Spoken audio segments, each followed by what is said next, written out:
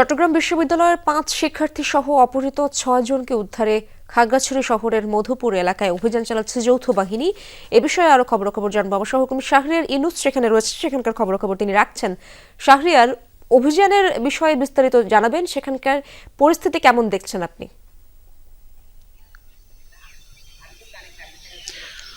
ইশরাত, গত ১৬ এপ্রিল বৈশাখী উৎসবে যোগ দিতে এসে চট্টগ্রাম বিশ্ববিদ্যালয়ের ৫ পাহাড়ি শিক্ষার্থী সহ ৬ জন অপহরণের একটি ঘটনা ঘটেছে। সেই ঘটনার পর থেকে মূলত আইন শৃঙ্খলা বাহিনী বেশ তৎপরতার সাথেই অভিযান চালাচ্ছে তাদের উদ্ধারে।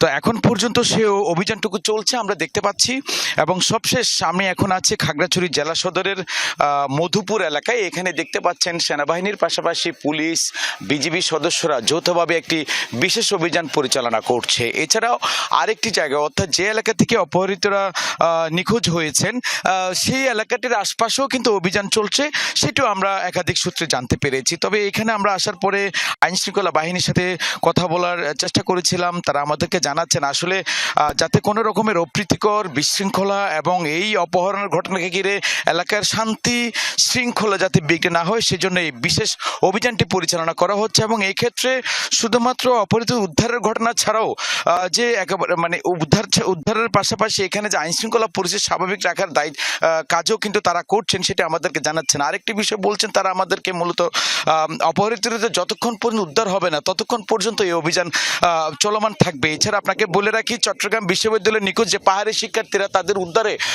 সামাজিক যোগাযোগ মাধ্যম সহ তাদের পরিবার এবং পাহাড়ি বিভিন্ন সংগঠনের পক্ষ থেকেও কিন্তু তাদের উদ্ধারের জন্য বেশ জোরালো দাবি উঠেছে, সেটা আমরা দেখতে পাচ্ছি। ইশরাত। শাহরিয়ার, ধন্যবাদ আপনাকে।